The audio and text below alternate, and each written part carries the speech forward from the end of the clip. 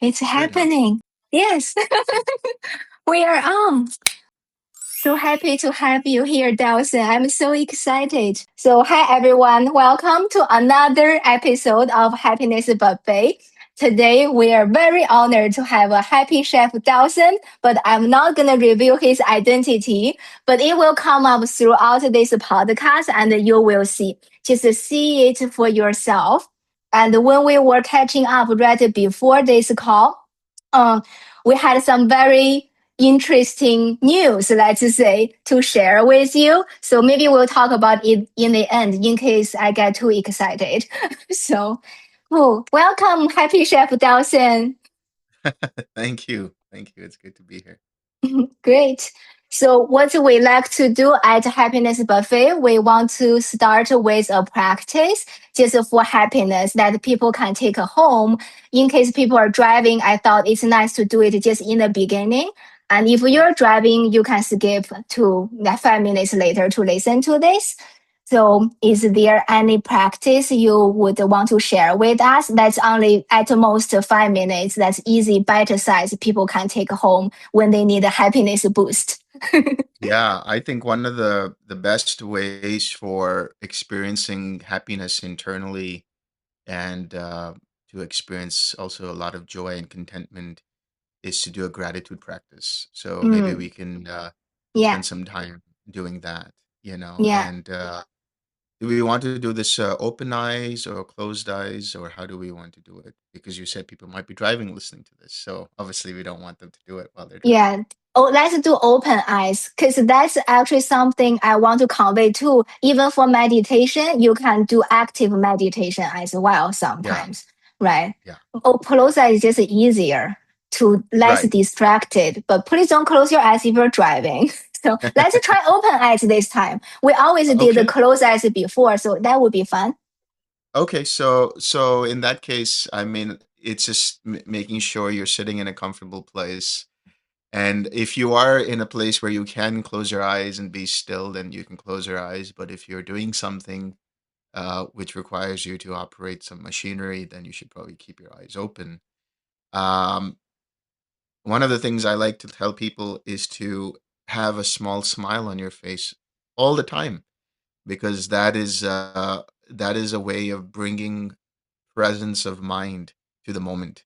So bring a smile to your face, and if you can just, take a deep breath and exhale and feel your entire body relax as you exhale. We'll do it a couple more times. Breathe in and breathe out and relax.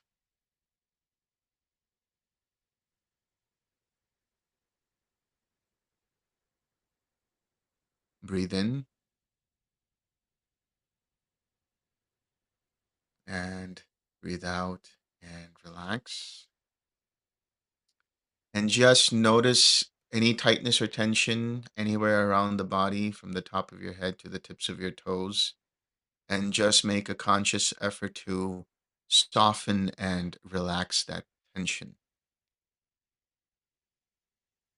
And now, once you've relaxed the body, bring your attention into the heart center in the chest and start to say in your mind, um, thank you.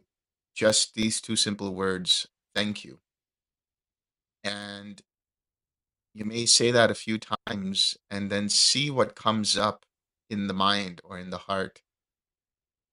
Thank you for this body that I have. Thank you for the health that I currently have. Thank you for my eyes through which I can see, or my ears through which I can hear. Thank you for my brain and the functions that it does for my interaction with the world.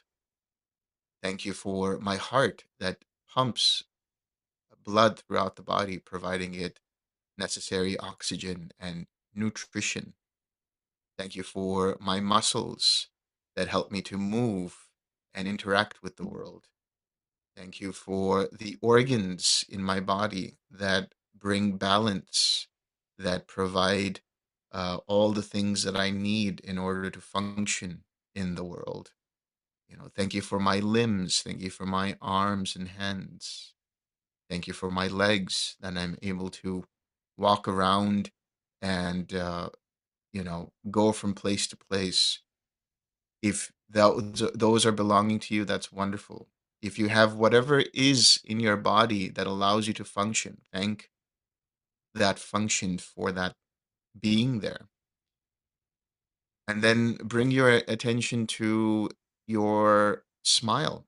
Thank you for allowing me to smile. Thank you for allowing me to have joy in my life.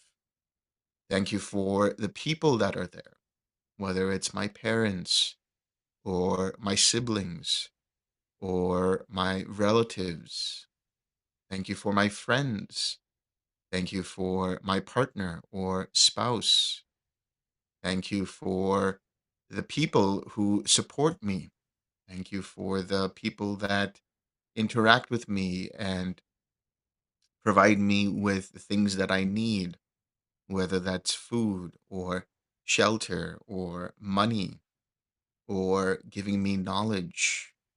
Our teachers, our elders, our mentors. Thank you for them. Thank you for the drinking water that we have. Thank you for the food that we have. Thank you for the shelter that we have. Thank you for the clean air that we may be in, for the environment that we may be in. Just keep thanking for things. The more you bring up things that bring you that gratitude, that bring you that awareness of all of the things that you have in your life, you can actually do this practice for an extended period of time, and you will see that naturally, there's joy and contentment available to us. So let's spend a couple of minutes to just internally start thanking the world and ourselves and the people around us for what we have. Let's just spend a couple of minutes in silence doing that.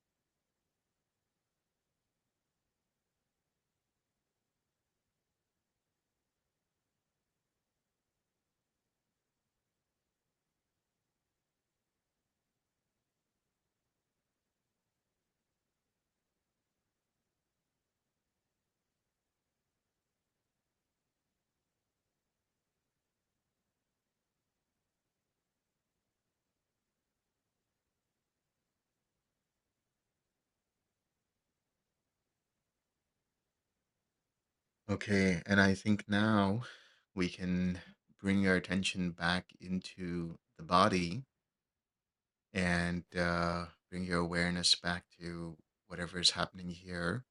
And if you have been closing your eyes, let's say, in stillness, you can open your eyes now. Thank you, Delson, for gratitude rampage. Thank you, YouTube. Thank you, Yeah, Internet, for that's us to right. experience the happiness for free. It's a modern miracle. Like in old times, people have to worry about being chased by a bear or whatever. Now we can just sit here and be grateful with Yeah, internet. you know? absolutely. Yeah, Absolutely. this is so great. Do you also do gratitude practices yourself?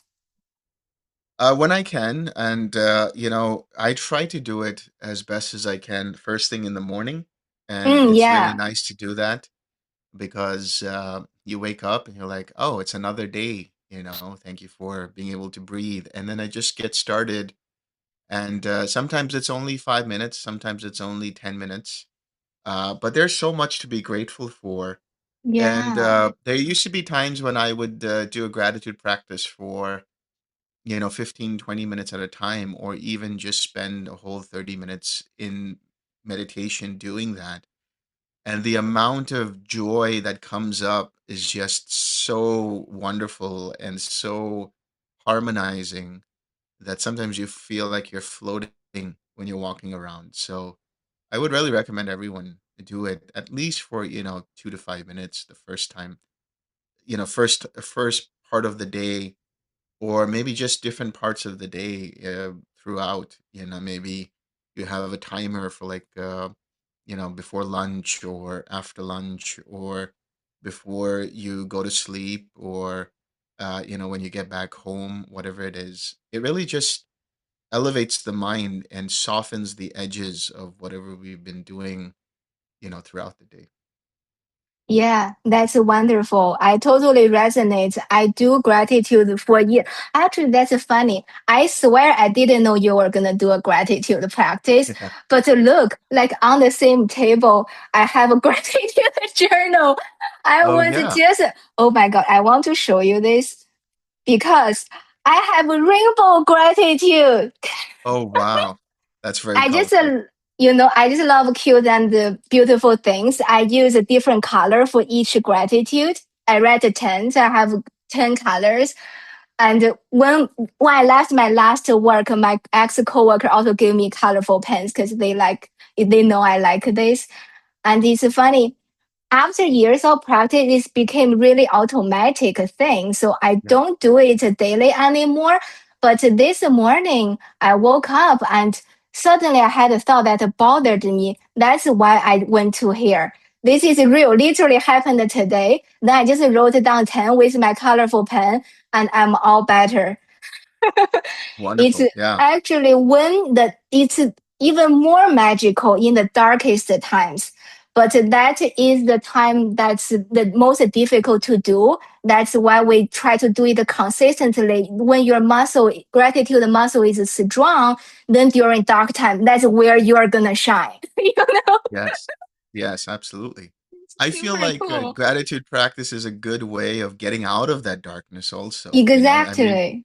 I like to use a journal as well. So when I journal, and I don't really keep it that often, but when I do remember to have a journal with me, usually at my bedside, I'll just write after, after some practice, some reflections and insights that might have come up, and then kind of like list out things that I'm grateful for. And they can be anything from like, my health and, my relationships with my family, with my friends, and teachers and so on, and then kind of go into the things that I have in terms of the Yeah. qualities that I have, that I'm able to have the wisdom to do certain things, or the intelligence to do certain things, and it's you also get a feeling of abundance, right? Like anything Yes. can happen. Open. That's the magical thing about the world is anything can happen when you're in that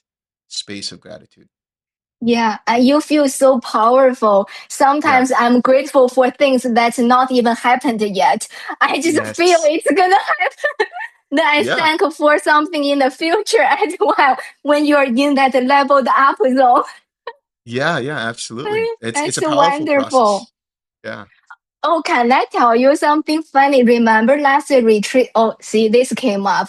I went to a retreat with Dawson last year. So one identity revealed. Remember, I was saying I felt so powerful and I took out my glasses because I want to heal my vision. And it happened. It's not like a magical, like I suddenly have a 20/20 vision. Yeah. But ever since I put my thought into it, I was feeling gratitude for my eyes that I can see clearly. And I went from just a few months, minus 2.75 to minus 2.25. And now I feel Wow. it's even better. So I haven't checked yet, waiting for my insurance next year to check. But it feels already getting better and better. It's magical. That's wonderful. Gratitude for future. Yeah. Yeah. Yeah.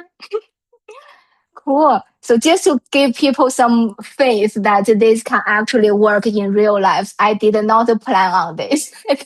So another thing I want to ask you is I really want to ask our guests to share their happiness journey. Just if you zoomed out from third person perspective on Dawson's life, how happy were you throughout? And in practice, what are some practical tools that you applied to yourself or whatever that you found helpful during different phases in your life? Yeah. Yeah. So reflecting on my life from an expanded sort of horizon view, um, I would say that, I mean, when I was a child, very, very young, I had a very um, happy early childhood for the most part. Uh, and I think I was not so, like many children, not so aware of maybe the problems that were happening around me with, let's say, finances, or maybe parents were struggling with jobs or something like that. That was not in my awareness. I was more happy to be playing with friends, and it was very easy. If you guys remember when you're kids, it's very easy to make friends with people. You just go on the playground, and suddenly now this person is your friend, Yeah. and you're like, and then you say bye, and you never see them again. It's just beautiful. So that joy was natural as a child to me, and the ability to connect with people that way was very natural. I think, like many people, as you enter your teenage years, things become a little more challenging, and depending on the things that you like, you can be starting to be more aggressive, or more confused, or more passionate, or um, kind of like almost like the sense of the I as an ego comes up even stronger in the teenage years, um, because you're taking in more information, and with the change in the hormones and puberty and everything else, there's a lot of perspectives that are taken. So I think my teenage years were quite tumultuous, and I didn't really have much of a practice to deal with it, except I can say that around the age of 12 or 13, Mm, I was introduced to yoga by a mm, family friend. And that was the first hatha yoga session that I did for about maybe an hour, 45 minutes to an hour in a studio with this family friend. And what I remember is coming out of it, like my mind was so blissed out. It was so much happiness, so much like relief that was there. mm. And I asked him, how do you do this? Like, how can you recreate this possibility? And he gave me a book, which was like a compendium of different hatha yoga uh, postures and breathing techniques and things like that. So I took it to a whole level where every day I would practice.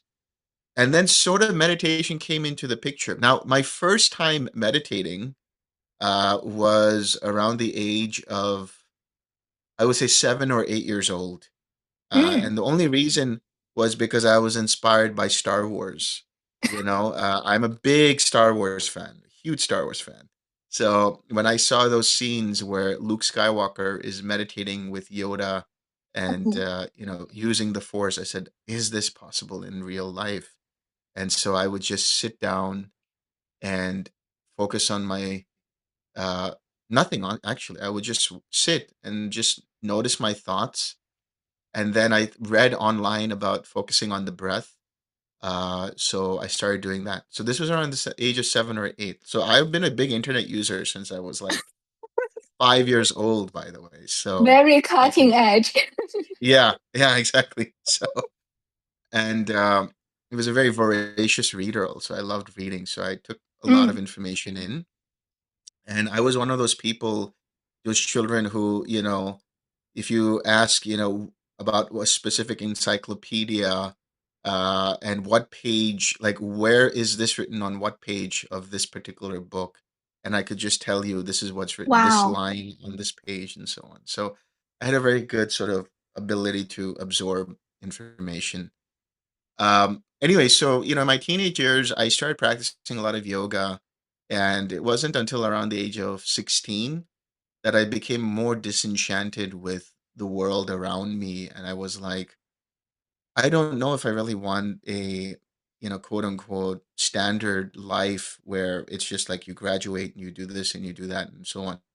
I mean, it's wonderful that people do it, but I realized that that wasn't really my path. So, I got expelled from school around the age of 16 or 17. And there was a teacher there who was a drama teacher, teacher of, Mm. a teacher of theater and dramatic arts. And, I had done drama with him and done a lot of different plays and wrote different Wow. plays with him. But he was also like a yogi. So after I got expelled, we stayed in touch. And he took me to the Himalayas where I learned more sort of philosophical components to yoga, and then things like Vedanta and Sankhya, and Mm. talking more about like the mechanics of meditation, learning the different types of meditation, learning how to live a life as a wandering ascetic. So that was what I was doing in those years after 16 and 17, just being, just depending on people's, uh, generosity, Mm. and you know learning different things from many different sadhus and sages in India. And I got sick after that, and I was in the hospital for many months. I basically became like a skeleton, Mm. and I was like almost on my deathbed, basically. So Wow. I learned how to be more religious and more spiritual and connect with something that was more mystical, Mm. and so that kind of amplified my interest in the mystical stuff. And as I started to become better and convalesced at home, I continued the yoga practices and then other things. And then later on, I learned things like Kriya Yoga and Dzogchen and Mahamudra from Vajrayana Buddhism, and practiced that. And at some point, I started deeply studying the Yoga Sutras. So all throughout my time in my like early to mid 20s, I was in San Diego, where I was learning about gratitude and other meditation practices from my mentor at that time, Mm. um, and also learning how to deal with like the challenges of life and how to kind of have a good time. Like my mentor was always about being able to squeeze the moment as much as you can, like squeeze the juice of every moment and live life, with complete zest and relish. And I was learning how to do that by letting go of my ego, letting go of a lot of things. And it was challenging, very challenging, But it was really helpful also to know what worked and what didn't work. And then afterwards, I started deepening my practice of the Yoga Sutras and studying that and practicing a lot of different techniques there. And then I came across something about loving kindness practice, Mm. which then I learned about through YouTube, of all places, about a teacher who taught this. And I did an online retreat from one of his students. And then from there, I kind of took that as my main practice because it was so beautiful and so easy to get into these states of loving kindness and compassion and joy and equanimity. And I continued with my work and I kind of practiced on and off for um, about like 4 or 5 years. And then it was, later that I kind of became more engrossed in the mechanics of what does happiness mean? What is the idea of awakening and all of these things? Um, and I had a lot of beautiful experiences because of it. And then now I've been helping to kind of get people to see that for themselves Mm. in different ways. Yeah, that's very beautiful. I have many questions. So I'm curious, when you were 7 or 8, you were just mimicking Star Wars, right? That's Yeah. how you started meditating. So did you feel any difference in your childhood? Did you feel the force or anything different when you were practicing that as a child? Yeah, when I reflect back on my childhood, I realize is children for the most part, or at least this was my experience, have a sense of like a flow about the world. There's a sense of like, there's not a lot of concepts that are there in the Yeah. mind of a child. And so they're able to kind of be very curious about things Mm. and without holding on to and comparing this versus that. And I think just because of the way my mind was built, the ability to take in information and observe and watch and witness what's going on, um, my internal experience as a child, for the most part, my early childhood, until the age of 7, was very 8, maybe 7, 8, 9, was very like kind of introverted. And I don't mean introverted in the sense of I was shy. I was more introverted in terms of I was more interested with knowing, how I could use the force or I could do different kinds of things like that. So just being able to be aware about the world Mm. and around the world. And what I did feel was like my mind was more stable. Like I was able to kind of be more focused and more attentive Mm. towards things. Um, and I was not interested in the same things as maybe kids my age at the time were interested in. But Mm. as I start, because my practice at the time at 7 or 8 was very inconsistent. I just did it Yeah. for maybe some time, and I went back to being a kid again. So playing and trading cards and going cycling in the summertime, playing basketball, all kinds of things like that. So I'll tell you an interesting experience I had Yeah. around the age of 10, where I had my first sort of near death experience. Oh. I was playing in the street with my friends, and we're playing tag, and Mm. so somebody tagged me, and I was chasing after them across the road, and I didn't see the car, and I think the car didn't stop in time, so it hit me, and I kind of just Mm. went like flying on the pavement, and then hit my head, my Oh. chin onto the concrete. And what I remember was like there was this like sudden opening that happened, and then I kind of got up, and there was a big gash on my chin. I didn't know at the time. And all my friends were there, and they were like, "Are you okay?" And they went to go get my mom. And I said, "None of this is real.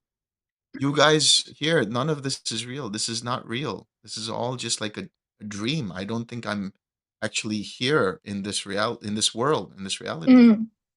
And then they were like, wondering what I was saying, and then my mom came, and then as soon as I saw my mom, I started crying, so I became a kid again, Oh, and so it was, yeah, it was a very interesting experience. wow. So before you saw your mom, you didn't know where the message came from. That's just what you felt at the time was the Yeah, truth. You just spoke that out to other kids. yeah, yeah, Wow, so interesting. So were you aware? Was there like a awareness seeing you doing this, you know? yeah, yeah. I It was like, if you remember the Avatar movies, it's like this mm, body was my avatar.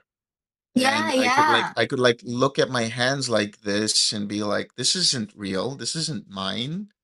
And then like looking around and looking at my friends, and I remember there was one friend of mine, Patrick. I said, Patrick, you're not real. That's not who you are. And Yeah. he looked at me and everybody else was freaking out. But I just remember I wasn't freaking out at the time. I was more like in this very deep space of awareness. And it was like there was no fear, there was nothing. It was like just being in like this floating dream-like space. Wow. So how's Patrick doing I afterwards? don't know. I hope he's fine. Like in the sutta, sometimes they hear the words, they suddenly are enlightened. They go into the Yeah. supreme tree. Maybe not Patrick, too young. I don't know. Well, You if know, Patrick is seeing this, hi Patrick, and I hope you're doing fine. yeah. Hi, Patrick. Maybe you can come on our podcast too. That reminded me of something very interesting. So Winston, from Harvard, Winston Young, he was on our podcast last episode, actually. He was telling me because he's a neuroscientist. In science, kids actually are not supposed to develop this metacognition, meta awareness, the awareness of the awareness of whatever you're doing until later. But he had a similar experience, not near death, but when he was a kid, he could also detach from it. And, in the playing, I see Winston is playing. Yeah. So he also had this. Apparently, it's true. It's possible. I didn't have that. I was such a normal person until later. I came to meditation way later. But it seems many, many practical experiences from people that humans are just so powerful, and you never know, right? Science can only learn this much, but there's always some people who have way more, and we don't know what's the full potential. It's literally unlimited. Humans are so interesting. Oh yeah. Yeah. So that's 7 and 8. And then later on, your first yoga experience sounds super interesting. I want to know because you kind of hit the jackpot. Did you have Yes. experience with yoga before, like no yoga practice whatsoever, just doing your force practice, you know, Yeah. until just one yoga class and that worked really well for you? Yeah, yeah. It's an interesting thing because like so around 7 or 8, I was doing a little bit of that practice of like just seeing my thoughts and then maybe watching the breath afterwards. Yeah. But that was the very first time I actually did any kind of yoga in terms of like Oh. asana practice or breathing practices. So the entire like 1 hour, I guess it was 40 minutes to 1 hour, whatever it was like going through a flow of different asanas or postures or positions, and then doing a little bit of breathing. And I remember doing very, very complicated asanas with a little bit of help from the teacher, but very easily So being okay with asanas it. is Like what, a posture? it's like the different postures that we might Mm, do, like, yeah. bending postures or Okay. sitting postures or, inverted postures. So some of the postures I did were like headstands for a long time, shoulder stands. So I think that also opened up something for me, maybe Oh. just extra flow of oxygen to the brain because of the blood flow. Maybe that was it. But I just remember, and then there was a little bit of a guided meditation in the very end where we Mm. were all lying down on the mats with our eyes closed and kind of just being in a space where we felt very happy. So my happy feeling or my happy place was being in sort of like the forest where there was a Mm, nice waterfall, crystal clear sort of lake, and very green trees, red flowers, and colorful animals and things like that. And then I just remember, like, I was like throughout the day, I was just so chill and content and happy, which was a very different from what I was when I was 12 or 13, where I was a very like sort of excitable, agitated, let's do this, let's do that, mm, even just frustrated about things. And so for me, that complete change was like, how can I replicate that again? And that's the interest that started, helping me to generate more practice.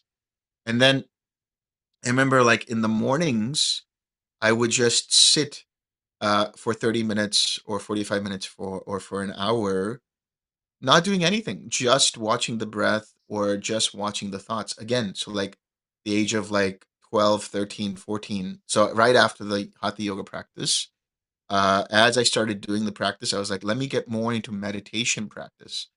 So mm, I did that. And then I had this idea and I said to myself, wouldn't it be cool that after the age of 18, that I can just sit for an entire year and not do anything but just sit. Like that was a goal in my mind. Was like I mm. want to just go somewhere and be able to sit for a long time. And that seemed to manifest, at the age of like 17, 18, 19. Wow, that's so cool. That also shows it's in person. You didn't have a choice. If I force myself to choose to have this goal, that wouldn't happen for me. We all have Yeah. different inclinations. That's so interesting. I'm just so glad you actually listened to this voice. Sometimes we have this inclination, intuition, but too much noise from the world. You're supposed to do this. Oh, how can you not do this? Then Yeah. we ignored it, and that voice goes softer and softer until maybe some moment it starts screaming loudly. You cannot ignore it anymore. But for you at an early age, I'm just so happy for you that you can follow that. And that unfolds a whole path as we saw that you could never expect or predict, Yeah. or plan for. Yeah. Yeah. I'm okay. I'm still on that yoga experience because Yeah. most of our listeners are beginners. So I'm very, very interested in the very first opening, how to get people there, because later on it's autopilot. As you said, also same in my experience, you saw you cannot ignore it. It's irreversible. Of course, you are motivated to practice because you were so sad before and it suddenly everything changes, right? And in your first yoga session, you even did a handstand. And because sometimes in yoga, if you never had a background, were you a flexible child or what? Because if do you have physical pain? Because sometimes the pain can distract you from going deeper. And how was that for you? It just sounds too good to be true if you Yeah. didn't Yeah. have experience before. Yeah. It's very interesting. So yeah, I think I was a very flexible child. First of all, Oh, okay. uh, I think, in school, in like middle school, we had a great gym program, physical education programs that had us do cartwheels and somersaults Oh, and all kinds of things, right? ah, So that so was there. talented. But I think, yeah, I probably had the flexibility, and Ah. because I had a good instructor who was able to soften, softly get me there, gently get there, not Mm, push it, was very important. And I think also the lack of like fear. Like sometimes people get nervous about like if I'm standing on my head is right. basically completely upside down on the ground, and my whole body is this way. Uh, like what will happen? I didn't really have that idea. I was just like, let me try this. Let me see what happens. Um, Mm, Also, you don't have to do that. I'm not saying everybody has to do a headstand. yeah. It's just about like having awareness of what you can do and cannot do, and do the things that you can do to get you to a place where you can be more focused, more relaxed, and more happy obviously. Yeah. So I think, but I also think that like the ability to have gone and done that was very karmic in nature, in the sense of like there was Mm. some internal seeds of karma that were my inclination. Everybody is born with certain inclinations Yeah. in their life, and those interests that come up when you're like 5, 6, or 7 years old, Yeah. you should start going back and seeing what were the things that really interested you, because I think there's something Yeah. karmic about that, and following that. Yeah. That's so true. Maybe people forgot, but we all had those inclinations when we were kids. Yeah. Here's a funny thing, Yeah. when I was like 6 years old or something, I Uh, came across this word tycoon, and Tycoon. tycoon, tycoon, tycoon, and it Uh-huh. means tycoon is like a really rich person or an entrepreneur. So Oh, somebody okay. asked me, "What do you want to be when you grow up?" I said, "I want to be a tycoon." So let's see, let's see. Let's see. Maybe it will unfold. Yes. I'm looking forward to seeing you on Forbes. Another thing I wanted to follow up on is, yes, there are the karmic factor, let's say, play. But in your first, you were already flexible, so you did not force into it with the pain. Because in my meditation, forcing never worked well. Like sometimes people want to sit long.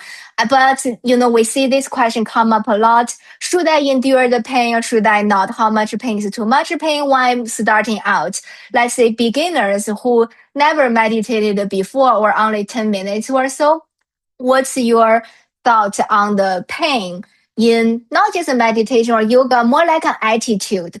How much Yeah. is trying too hard versus the right amount, a healthy amount of motivation to thrive for it? Yeah, that's a very good question, because I think um, there's something called meditation pain, which is very Mm, different from physical pain.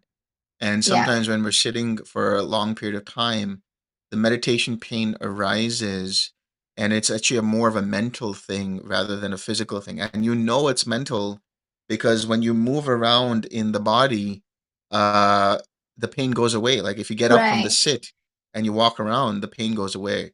If it was a physical pain, you would still feel it. So the mental right, pain can arise because the mind is maybe too focused, or there's something going on under the surface that hasn't been looked at and hasn't been let go of. So oftentimes I will tell people, do a forgiveness practice. Look at mm, that pain and go to the pain and say, I forgive this pain for being here. And what you'll notice is as you keep doing that, it kind of softens. And sometimes some kind of an emotional knot comes up in the form of like a mm, memory or something that the person hasn't let go of. And I'll say you redirect your attention there and you say, I forgive whatever it happened for being there, or I forgive this person, or I forgive myself, whatever it is, for not understanding. And actually, it works because then the pain subsides and it's like, oh, that was just yeah, mental pain. Now, having said that, I think sitting for long periods of time should happen gradually. So if a mm, person is starting out, sitting for a minimum of 30 minutes is good. But if you sit for like, you say like, okay, I'm going to sit for 3 hours, those 3 hours are going to be like torture, because if you're not used to it, it's going to be very difficult. So you have yeah, to build your capacity up for that. And nowadays, I tell people like, no more than like maybe 4 hours, 3.5 to 4 hours, because that gives enough time for the mind to unravel, right? But again, yeah, for the beginners, starting with 30 minutes, extending up to like an hour over like a few days if you're on retreat, and then having a consistent practice of sitting for that yeah. long, every morning or every evening, and then extending it, day by day or week by week, is a better Yeah. approach. Yeah, I totally agree. It's more about the consistency, kind of like going to the gym. You're Yeah. not gonna suddenly lift, I don't know, 500 pounds. That's gonna hurt. Yeah, it's gonna hurt. Right? Yeah, exactly. Yeah. Yeah. But being consistent and treat it more like a lifestyle that always I like to do it every day because it's a gentle reminder for me. It's no longer just about going deep or not, because conditions are different every day. Sometimes you can go deep really fast, sometimes maybe not. Doesn't matter, just because of what's happening around me in today or whatever, right? But it's more like I want to have a daily reminder that this is important and to set my priorities straight and set my intention for the day. The Yeah, consistency is really the magic in the practice, I think. Yeah, absolutely. Yeah. nice. Let's see. Oh, and then the disenchantment. Let's talk more about that. At the age of 16, huh? So that was in India? Yeah, that was in India. And so it was more of like I think I was reading a lot at that time about many different things. So from the age of 13 to about 16, I think, Mm, yeah, I was in an international school, yeah. somewhere close to Delhi. And it was like a Hogwarts kind of situation. We had four different Wow. houses. There was earth house, fire house, air Oh house, and my water God. house. And it was a 300, no, it was like, yeah, I think it was 300 acres, if I'm not mistaken. Something. It was huge. Let's just say it was really huge. They had a That's so Olympic-sized cool. swimming pool. They had a track. They had soccer fields. They had basketball courts outdoor. They had like tennis courts. They had a racquetball place. They had like, and then there was like hundreds of students there, and we had a big amphitheater and a man-made lake just in front of the amphitheater, big library, study center. So it was like a complete like situation like being in Hogwarts. So Wow. I really, yeah, I really enjoyed my time there. And I think what really was fun for me was I was able to enjoy the subjects that I wanted. So I was able to Mm. select the subjects that I wanted to do, especially English literature, Oh. drama, music, and history.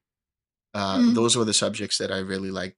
I had to choose a math and a science subject, so I just chose math and science. I was really bad in math and physics. In fact, my friend and I, what we would do after lunch is we would sneak into the teachers' rooms and get coffee with lots of sugar and then drink that. And then during the math time, the math class, we would sit in the back and just tell jokes and just be very like hyped up and like throw spitballs at the the whiteboard. It was a whiteboard. And our teacher, he knew exactly what we were up to, and he was like, "These guys, they're not going to do anything, so I'm not. I'm gonna give up on them. It's okay." But it was fine because I didn't really like math anyway. And a lot of my English literature was a lot of reading, which I really enjoyed doing. But at some point, I realized that I was really good at writing essays and things Mm. like that. So if I could just kind of know what the book was about instead of reading the whole book, I could just write an entire essay about it rather than having to read the whole book. And then history was really cool. History was amazing because I had a history teacher who was very, very old, and he actually lived some of the history that we were studying. So it was a very interesting Wow. perspective. Um, yeah, I mean, it's really a strange story, but this guy actually met Hitler when he was In young person. in person. Oh my So it was God. like, yeah, yeah. And he talked about like how unimpressed he was with Hitler, and like it was like he was a different person when he spoke to large crowds and stuff. Oh. Anyway, so I had like an amazing like educational kind of experience uh from that time. But then what happened was girls came into the picture, as they do when you're a teenage boy. And I started dating, and that's what led me to my disenchantment, actually. Oh, Yeah. that's So, funny. like, no, I don't think this is, like, because I was like so into being with a person and dating them, and started getting distracted from my studies. Um, Oh, so I got disenchanted with the whole idea because then we broke up, and then I went into kind of like a depressed stage, and I became a bad boy, and like did a lot of,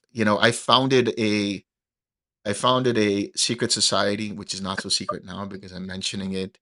But it was a society which would be a society of vandals where they would write uh, inspirational quotes on the walls and do graffiti and things like that. So I did a lot of damage to the school. Uh, but for yeah, and inspiration. well, sometimes for inspiration and sometimes out of anger or frustration. Um, so I became a bad guy, like a bad boy, and got into fights and started missing classes, and eventually I got expelled. So my disenchantment came about when I was about maybe 16. I was like, I don't think I want to live this kind of world, like live this kind of life. I remember sitting in the amphitheater and just looking at the lake and just reflecting on that. And one of these teachers saw me and sat next to me and he said, "What are you doing here? Shouldn't you be in class?" And I said, "Yeah, I'll get to it." He's like, "You should think about your life because you should really do something." I was like, I'm not really interested in having a normal life. I would rather Yeah, reflect on the world and life right now as it is. So those little seeds of yeah. disenchantment started growing and growing and, turned into the journey I had in the mountains. Wow, that's so interesting. It's actually girls who triggered that. But when you were learning about all the subjects, that's very interesting to you at that time, at the first, right? Oh, yeah. Yeah, then you started pondering. There was one class we had, which was a business studies class, and I was not really interested in business, but somehow I had a knack for it. Maybe that's where the tycoon thing comes in. I don't know, Oh, it all but makes sense now. yeah. But I remember like we had our final exams and I didn't really read anything. And my friend and I, we went into the common room, the common area of the hostel that we were living in. And we just we snuck in some coffee. We drank a lot of coffee that night and just tried to read the entire textbook from cover to cover. And we were like, let's just see what happens. And I remember like sleeping at 6 o'clock, and I got up like half an hour later from the alarm, and I was like late for the exam. I was getting ready and I was almost late for the exam. Made it in time. Had no idea what I was writing. I was Mhm. half asleep and just wrote whatever it was. And I still managed like an A plus. And I remember Yeah. walking in the towards the dining hall, and the business studies teacher said, "You are one of the highest scorers of that." I was like, I don't know how that happened, but it happened. Yeah, what can I say? Yeah. That's so interesting. When you first said you had all those earth fire, those schools, I'm like, are you learning like earth bending, water bending in that school? But it's still normal subject. But it sounds like there's a more spiritual stuff based on the setting Oh, of yeah. this. Yeah, there Oh, was a there little bit of is. spiritual stuff Okay. because we learned yoga there also. Like there was in the Okay. mornings, we would wake up around 6 o'clock, and depending on the day, some days we would be doing like running or track and field or sports, and some Mm. days would be just yoga and meditation. And it's really funny because I didn't have this was not intentional. It's like karma and the way things work. Funnily enough, my first public debut on the internet was not intended. It was unintentional because what happened was there was a film crew, a camera crew that was Yeah. doing a documentary on the school, like a little sort Oh. of marketing stuff for the school. And I didn't know this, but so we were sitting all outside and in meditation. And maybe Oh. because of the way I was meditating, I was very still. They they panned the camera to my face, right, while I was meditating, and the sort of like the caption there was like where spirituality meets mathematics or something like that. And I remember seeing that. I was like, wow, that's great. So that was my first public debut on the internet. Wow, that's so interesting. And the rest is history. The Now we rest is can find history. all about you on the internet. I'm curious. So you were still doing yoga and you had kind of had a natural talent for it, but did it help with your daily life, such as the goals and the breaking up? Because you still went through a very dark time. Did you apply your practice there, or Yeah, what's so yeah, yeah, it's a good question because I remember, like, like in any school you have bullies and you have people who like make fun of you and tease you and stuff like that. And I remember the times when I did the yoga yeah. sessions, like my mind was just floating, and it was like whatever people said just was like I didn't really pay attention to it. I was just so happy internally, focused on that. And I think as I got distracted in the teenage life, the Mm, part of my bad boy phase was also not waking up at 6 a.m. and going to school whenever I wanted and eating whenever I wanted. So I stopped going for yoga. I stopped doing those kinds of things. mm, But I was still like kind of counseled by my drama teacher who was also yogi. So I was I interested see. in those kinds of things intermittently. But I think the force of the depression, of the sadness and frustration was bigger, that it kind of diminished all my interest in yoga I see. I see. for That's that very time. Yeah. interesting. That's why sometimes when I look back, those times it's not about you treat it like a problem to be solved, that I should apply this and that to solve it. Sometimes it has to happen for a reason, because that completely change your life trajectory. If the intensity of the suffering is not big enough, you probably will still be in school, blah blah blah. That will be very different Yeah. life, right? It's Very so true. interesting.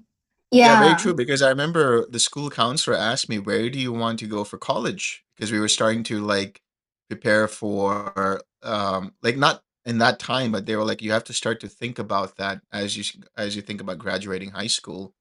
Those kinds of things. And I always wanted to go to Oxford and mm, study English literature, and that was my sort of desire. So if hadn't gotten expelled from school and done all those things, I might have ended up in Oxford and I might have become an English professor or something. yeah. So interesting. Life just unfolds that way. Because I resonate with the story, because I also had some very immense suffering that needs to happen for me to strongly decide I'm going to prioritize my well being. But Yeah. there were always sufferings in life. And it's when it's not strong, yes, I read about this, do gratitude here and there. But it's very different whether your heart knows strongly I'm actually prioritizing this. And that's Yeah. actually all there is. And that's all needed, because then it's just autopilot. You don't even have a choice once this are is we are getting into dependent origination. But anyway, then I don't want to go too deep, but it's just not personal, and it's just causes and effects that then leads to Yeah. things. That's why when I hear suffering, I'm like, great for you. Yeah. Sometimes you Yeah. need this. It's just Yes. needed for your life. And it will just wait for it. It will unfold a beautiful path for you. I've never heard anyone's beautiful path, like very, very, very magnificent, very living such a great life without a very big suffering. Never heard any examples like that before. Yeah, I think that's a good point. I think suffering is important to shake a person up and be like, I have to do something about my life in a way that doesn't cause more damage to myself or to others. Yeah, Right. And so there is a decision point that's made. And it's like, okay, for me, the decision point was like, I'm not interested in studies anymore. I want to yeah, now just know how to let go of this suffering, how to be free of this suffering. yeah, And for some people, that could be because of, the death of a loved one, or it could be, yeah, like they lost their job, or they're in, deep sort of financial trouble, or they're separated or divorced from their partner, or something that just, amplifies the suffering and the attachments, it shows where we are attached, and it's like this Yeah. source of attachment and the inability to let go of that is the big proponent for suffering. And so Yeah. we go into the journey to find what it is that we can do to let go of that. And it sometimes it takes many, many years before we can actually have that wisdom and see how to let go of Yeah. those things. And it's very interesting you said that because, many times I've reflected on my life and look back and be like, yeah, if this didn't happen, then that wouldn't have happened. If this didn't happen, then that wouldn't have happened. And I wouldn't be here and I wouldn't Yeah. be here. So when you're in the suffering, you don't see it. But when you Yeah. come out of it after some time and you reflect, you're like, it couldn't have been any other way. Yeah. And it seems to be universal. So funny. Last weekend, we went to a museum in DC called the Old Museum in Mansion.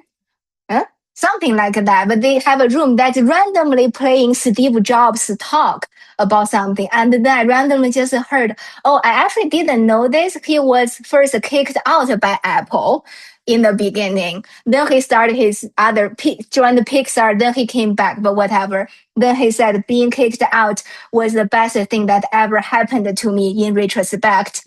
Then even Steve Jobs. My Right. husband said, that sounds so much like you, Yixue. Like all the big suffering, I'm like, this is the best thing that ever happened to me,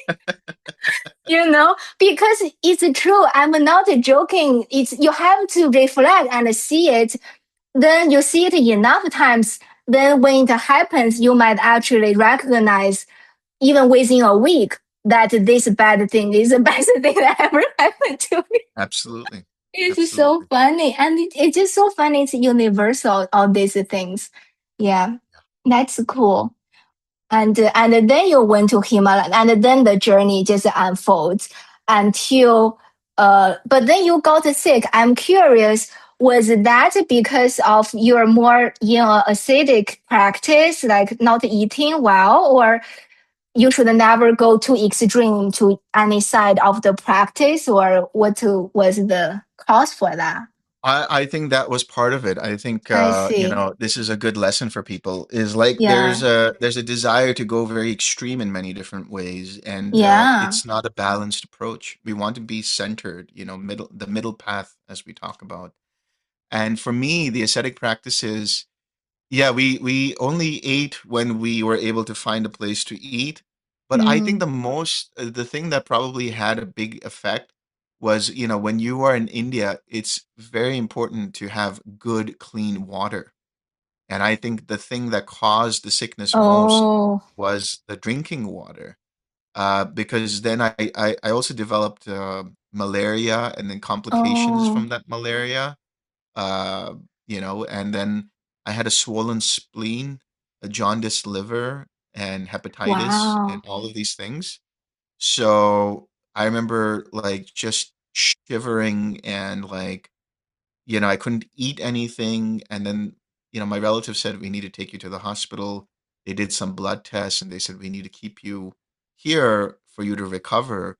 And I remember just like, I wouldn't even have an appetite for most of the time. Mm. And many times I would just be like sleeping for many, many hours through the day.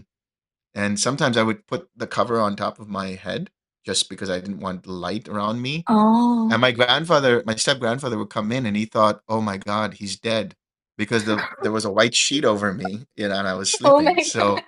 So, but even being in the hospital environment was interesting because I was in the general ward, so I could see other people who were sick.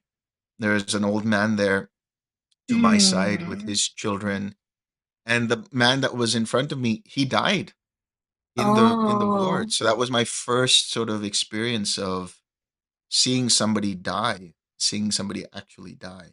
In front And of you. Yeah. yeah, yeah. So lots of suffering throughout that whole process. Illness, death, depression, everything that's there. Just yeah, Kind of like the Buddha's story when he saw after he came out of the palace. You have yeah, to yeah, see these exactly. things to trigger the motivation, right? Yeah. Yeah. Wow. And then you just practice the yoga and stuff until later on the loving kindness. That seems to be a big change for you. Let's say a milestone prep in your practice. Sounds Yeah, like. for sure. For sure. Okay. Can you share more about that? Because loving kindness, when we talk about the meditation, there's a lot of focus on the breath, which is great too.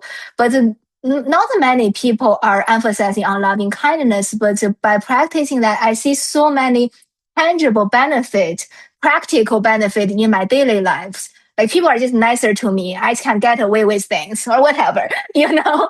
So yeah, can you share more about your experience on that? How does it differ and why is that a big milestone for your practice? So the thing is, as I was saying, so this is around the age of from maybe 24, 25, maybe after that. I was studying deeply Yoga Sutras, and Yoga Mm, Sutras are made up of four main chapters, and one of the chapters is all about the different meditation objects, the ways you can meditate, and what happens when your mind focuses on this object for a long period of time. mm, So one of the sutras, one of the statements said, when one's mind engenders, or in other words, one's mind is immersed in metta or maitri, which is the Sanskrit, which means loving kindness, karuna, which means compassion, um, mudita, which actually means empathetic joy, and upeksha in Sanskrit, which means equanimity. If one's mind is stabilized in it, then one is able to still the entire mind so that one can see the true nature of reality. That's a big statement. And it's like, let's see how I can do that. So I was practicing all the different objects before that and even after that. But there was something about the practice that made me feel good emotionally. Because I was already doing the gratitude practice, it felt like this was a mm, great relative of that, like a good sort of sibling of that, which is loving kindness. And then I kind of got interested in Buddhism from there. It's like, where did this practice mm, actually start or develop? And the majority of uh, links that came up were all about Buddhism or the Buddha talking about loving kindness. mm, So that became very fascinating. And I thought, okay, that's interesting. Who here is teaching this kind of practice? And I kind of started looking into it, did a little bit of practice on my own, didn't really get much of it, but then I saw this monk named Bhante Vimaramsi who was talking about loving kindness and the instructions. And then I came across an audio recording of his where he's talking about like the states of meditation and then the experience of nibbana as relief or nirvana. I said, this is very, very interesting. So I said, let me try it out. Let me go on a retreat. I couldn't go on a retreat like a physical retreat because of my work, the way it was mm, structured. And they had an online retreat, and David Johnson, who was one of the yeah. senior most students of Bante, now a teacher, obviously, um, he was offering a retreat like after a month. So I waited patiently. I said, I want to do a retreat with this guy. So I waited until I was able to get in, and it was like an email exchange of your practice. So you would write down Yeah. in the form like what the things were going on in your practice, and then he would come back and say, okay, do this or do that. Oh, And I then did every the same day, thing with David. My first one was also David. Same. yeah, Yeah. yeah, exactly. Yeah. He's a great teacher. He's a very It's good great. teacher. Yeah. So you would like watch the Dhamma talks, the talks of Yeah. Bhante Rapsi, and then do practice and write down your experiences. And I remember like going through what we call the jhanas, the different meditative states. And then there was this one experience that really locked in for me. That whole thing was like, I think around maybe day 5 or 6. Because remember, this time I had a lot of time on my hands. Because of the work that I was doing, I just couldn't leave from anywhere. I had to be around for stuff that was happening. But I was able to make my own schedule. So for those 9 days, I just kind of was on retreat mode. Mm. And so around day 5 or 6, like I was meditating 2, 3 hours a day. And then at one point, I was in this field of nothingness. It's one of the meditative states, which is called nothingness. And in that space, all of a sudden, my mind just dropped. And then I came back. I was like, what was that? Like, where did I go? And there was like this flash of like light, like, when you drop a pebble in the water and you see Mm, the repercussions of that. So I saw that, and I just felt a lot of relief and like joy, very sustained joy. And I remember like going outside into the backyard. We had a large backyard, and some of my friends were playing ping pong. And they said, "Hey, do you want to join?" I said, "No, I'm good." And it felt like I was floating, just very mm, serene. And I remember the sun was setting, so there was this beautiful like image of the orange gold sun and mm, like purplish clouds and the blue sky with some gray. It was like a complete painting. And I remember looking at the flowers and the greenery. I was just in total happiness mode. I came back and I wrote to David. I said, "This is what happened." He said, "Oh, that's very interesting." And I think then he went to see Bante Ramamsi and told him about my mm. report. And he came back and he says, "Congratulations, you've gone for a little swim. You have entered the stream." I said, "I don't know what that means, but great." Nice. So, how long did that last, that feeling after That the was around. retreat? So it's interesting because that was around for pretty much most of the day and night. And then I went back to practice again. Yeah, And the thing is, I was able to practice to the point where I got another experience of that, which we call yeah. cessation. And Mm, like just, I think every day I had a cessation at that point. So I I was not see. like looking into like creating or recreating an experience, but just going deeper and deeper and deeper. So after the retreat, um, David was like, you just have to keep practicing, keep it consistent, and do Mm, the 6 directions and so on. So I kept doing that. And then I said, is there any other practices that I should be doing? So he gave me different practices like, I see. looking into past lives, looking into karma, looking into this. And Mm, then he said, now you do determinations where you can actually go into a specific jhana or into cessation for a period of time.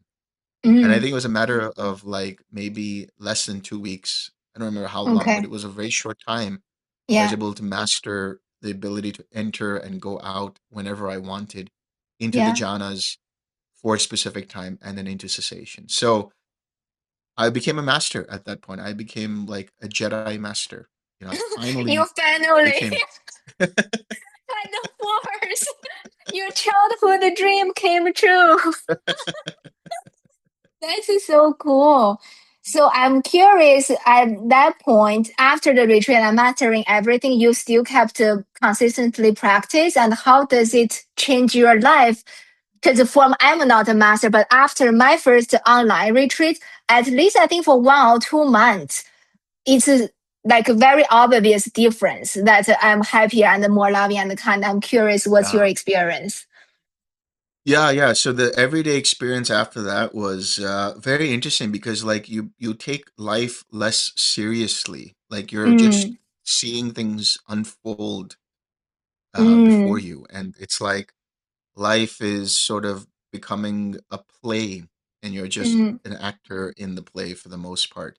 yeah, And you notice like a lot of your reactions to different situations become um, less like they become weaker. So like you have mm, less irritation about things. You can still get annoyed, you can still get whatever, but it's very easy for you to like see it and be able to like let that go for the most part. And then um there's a sense of like there's a sense of like appreciation for life around you. There's a sense of understanding that what you think of yourself as a person yeah, is actually just a process. And so you're starting to see what we call dependent origination in person. You're able to see, like, oh, this is what makes me tick. This is what contact is. This is what makes me do this and that. yeah. and that the I or the me is a very flexible, fluid uh, process rather than a fixed entity or fixed structure. Yeah. And that gives a lot of relief to the mind. And there's a lot of wisdom that grows from that. And then I actually met David in person Mm, like a few months later in San Diego. He was coming to visit San Diego to meet some friends. And he said, Bhante Ramamsi is going to be doing a retreat in a few months. Maybe you want to go and see him in San Juan Bautista. So mm, I went to see Bhante for just the one day there just to meet him. And we had about maybe a 40-minute conversation about different things about dependent origination, what's happening in my experience. And he said, maybe you should think about teaching this practice. And I said, with your permission, I will. And he said, you have it. You have my permission to start teaching. mm, And he said, it's like because the way you're explaining your experience, people will understand or be more mm. curious about it. So it'll be good. And you have a good understanding of the practice. So I said, okay, I could try that. So I kind of did a little bit of teaching by doing sort of the same thing of writing emails to people and receiving their reports on and off. But it wasn't until like 2020, end of 2020, beginning of 2021, that I in earnest became like a teacher in my own right. So in between that, there was a lot of experiences that happened into understanding dependent origination in the emptiness of self and reality as we see it. And that's like very sort of, these aren't practices that everybody needs to do in the beginning, but those practices just help to deepen one's wisdom. Yeah. Oh, one quick thing for listeners who don't know what dependent origination is. First of all, you can find lots of talks by Delson online, which are a lot longer. But last time when Winston was on the podcast, I challenged him to talk about it in 5 minutes, and I cut that part out. So there's a standalone video that Winston explains it. If people are interested, you can find it on my channel. And I also want to ask because remember when you were a child, when you had a near death experience, you said, okay, this is just a dream, a similar feeling, right? But when your Yeah. mom came, you got kicked back to being the Yes. child Delson. So, but after this experience, sounds like it is not wear off. It cannot be undone. You never went back to that Delson anymore.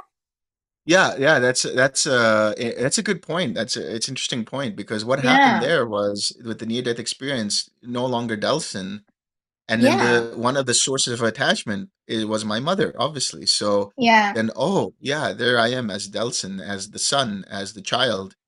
yeah, I think the ability to transact and relate with the world is different now. So yes, obviously I have great devotion and love for my mother and love for my sister and my friends, but the understanding that I'm not really Delson is still there in the background. And yeah. so, it's interesting. Like you can still get caught up in the world. You can still get caught up in your emotions, but there's always that little like Jiminy Cricket on your shoulder saying, "No, no, this isn't you. This isn't yourself." And you're able to kind of, "Oh yeah, that's right." Yeah, I relate to that. That's super interesting because that make me feel maybe the near death is more like you stumbled upon it by accident and that does not last. Kind of like maybe psychedelics experience some people have these Yeah. days.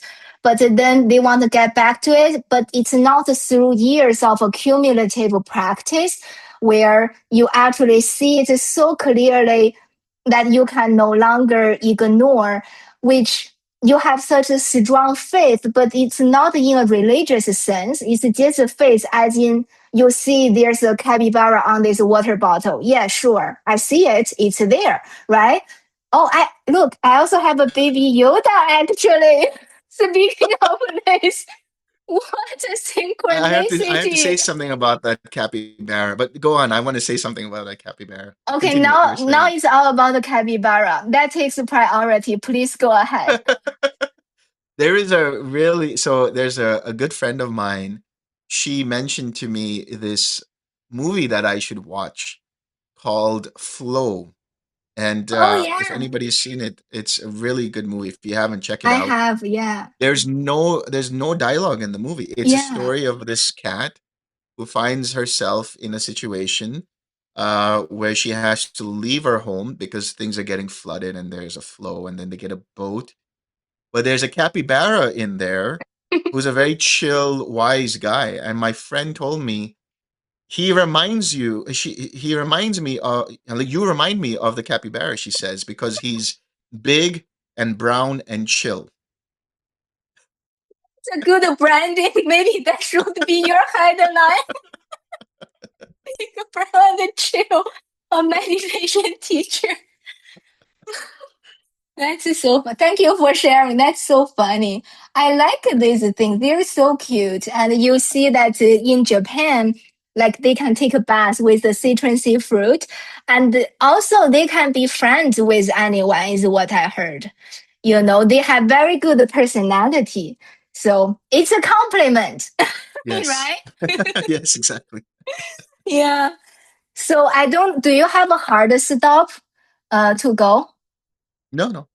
Okay, then I have more questions because this is very interesting to me because it relates to my experience. Because you said you still get agitated, you get caught, but there's something there, right? There's something that will always remind you, and you get caught for very short period of time. But still, like maybe earlier 2 years ago, I would beat myself up. I think, oh, all the practice is for nothing. I'm still getting caught. Like, where is my mindfulness? You know. But now I see it's very different from before the practice.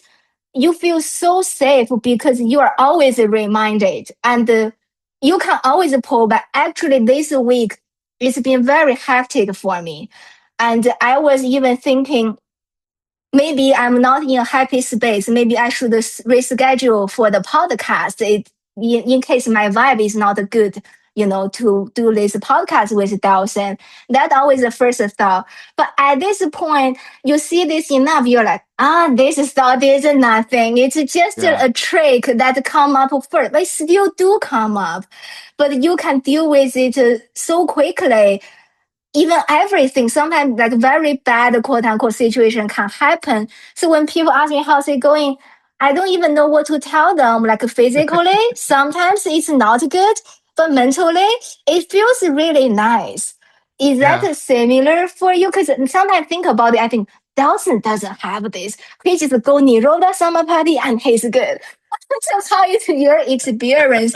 Can you just I, for people who don't know what's Niroda Samapati, that is the determination Dawson talked about. He can decide for how long he go into this sensation state for let's say even 5 minutes, and he will come out for the specific time he decided.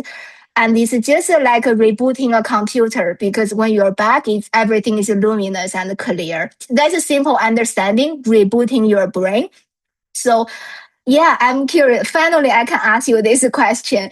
Is that something if you recognize you are caught and then you can just Niroda Samapati, then everything is fine? How is that working for you?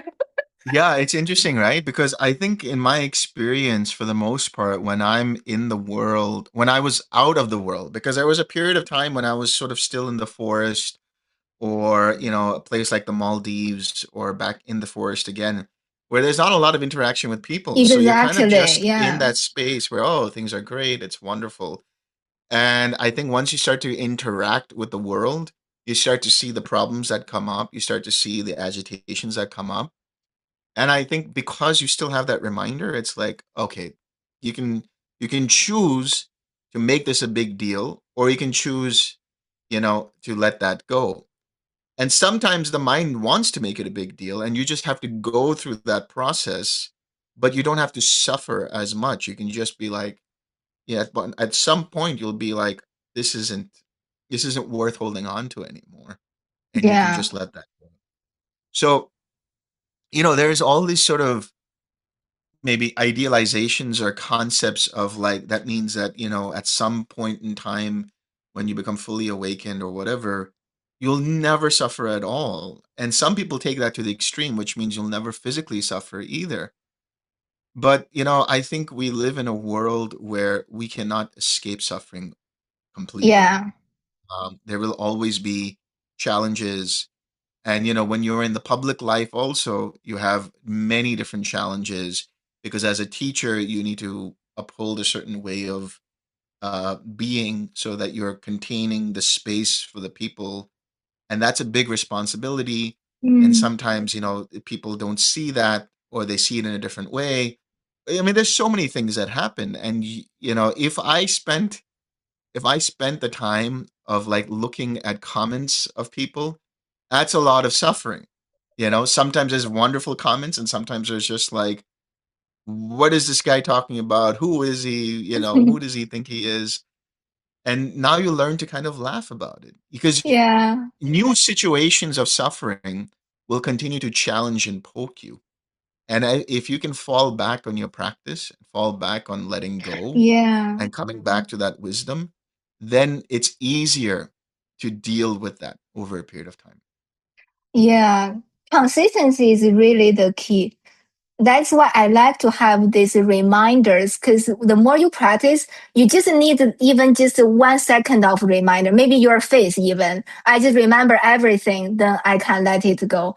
Otherwise, sometimes you, without a reminder, you can be really entrenched because I live a very busy, worldly life. It's very nice to have these short, very short but consistent reminders. That's why I listen to your talks. It's no longer really about I need more knowledge, like I need to understand this. It's more like a reminder and a mental Yeah, state thing, just to bring me back to remember, really remember what's more important for yeah, me. yeah. And I think also like you start to realize how important self-care is because Yeah, I think people can get very comfortable in their suffering. Like people like to kind of ruminate about, what happened through the day and, if I had done this differently or if I said this differently or this person should be this way or this person should be that way. No, you could choose to do that and be comfortable with that, or you can choose to let go of that if you have a meditate. Now, this is the interesting thing. Oftentimes, when you meditate after such a day, your mind is just going to go through repeating those things. It's going to go through yeah, replaying those situations. But if you watch it like a film reel, eventually that film reel runs out and the mind gets disenchanted. It's like, why am I holding on to this? I should just let that go. Another thing I'm talking about self care is what about like quote unquote distracting yourself with things that make you happy? Like I enjoy sitting down, watching Seinfeld on Netflix, and that makes me laugh. So at the end of the day, I might do that, or watch a good movie, or read a nice book, or listen to some music. Like you can do these things that make you happy, that make you joyful, and that takes you away from the rumination. And then you might go back to it, and it doesn't have the same energy as it might have before. yeah. Yeah, exactly. That was also one of the misunderstanding I had before. Like I thought if I'm going through so many things in my head, I'm just not practicing well enough. But it's just a natural process, kind of like a fire that needs to be burned. That's how you reach disenchantment. You cannot just, hey, you need to be disenchanted now. You have to Yeah, see it over and over again. So of course you are disenchanted, right? But I feel if you don't have mindfulness on, you don't reflect, then you don't go through the burning process. yeah, Then you're always the same, which I found out. This is for myself. I feel one way to measure progress is to see how much I'm changing. It's not so much if I'm staying the same person, then I may not be reflecting enough on my life. I'm repeating the same patterns.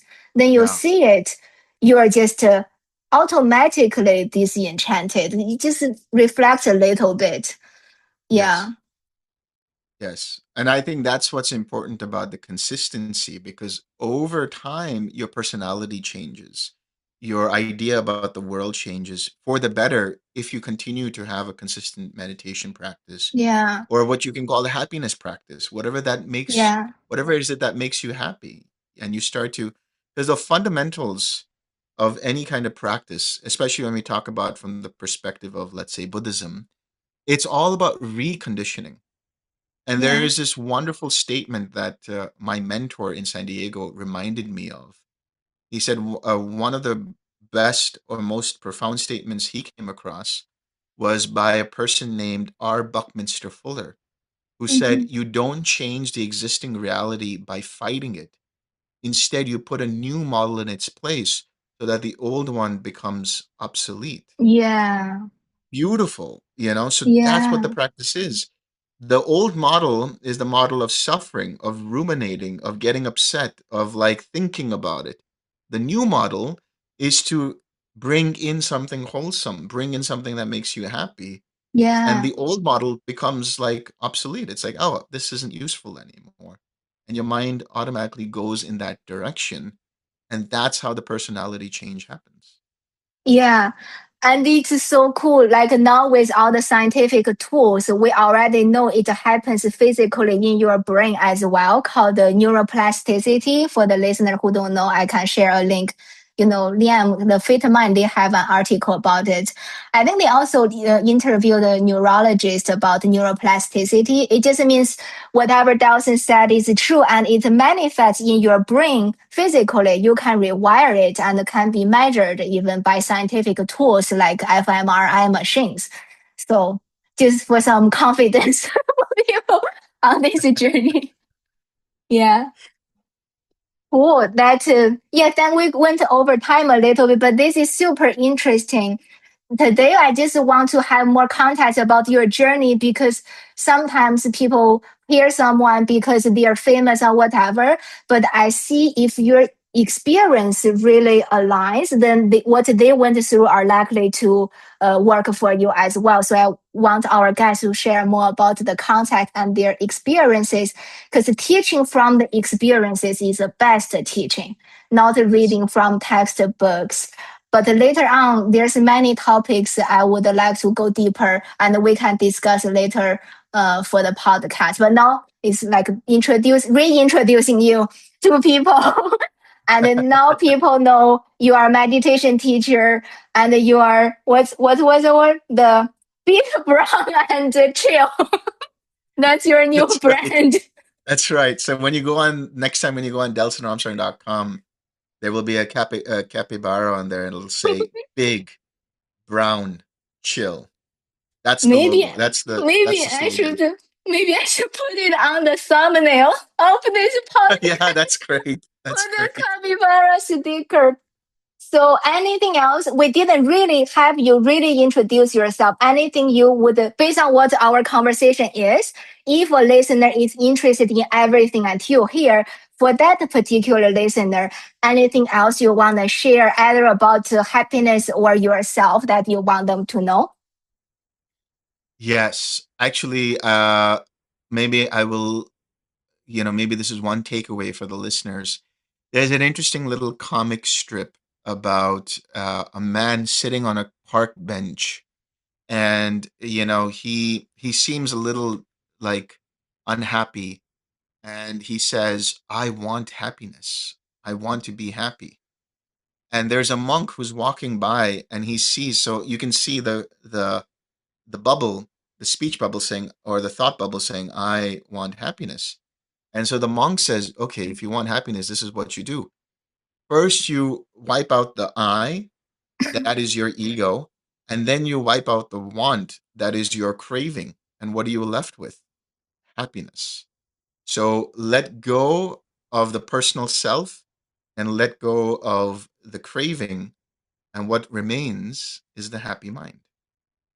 Wow, that's a great ending.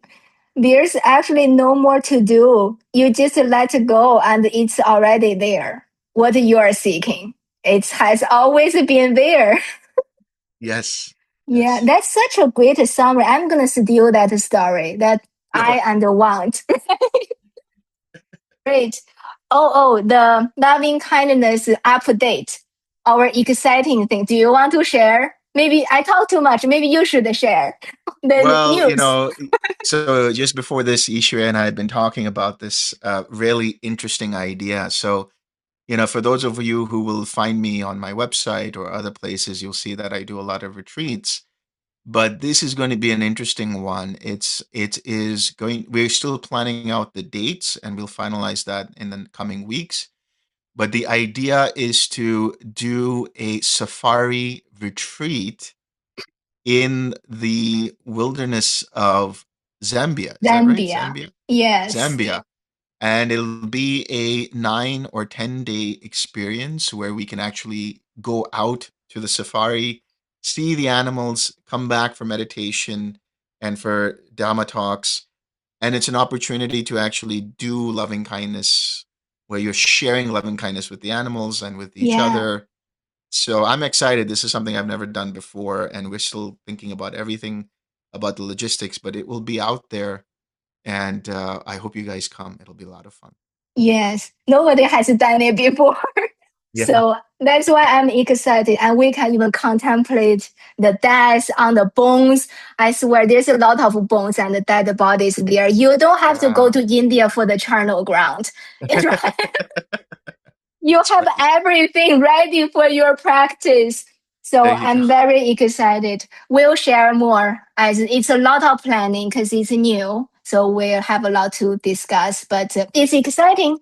It will be Yes. next year. Yeah.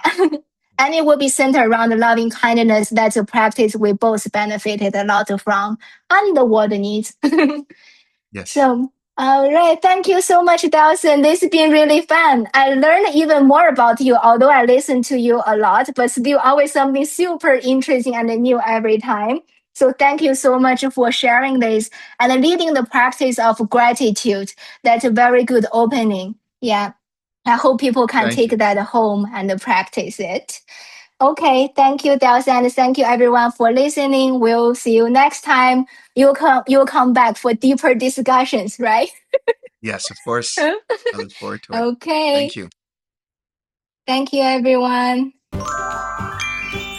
Thank you for joining our happiness buffet. Don't forget to take the gratitude practice with you, especially during the dark times. It truly has magic power. Subscribe or follow me on LinkedIn to stay tuned with our safari meditation retreat. Hope to see you there.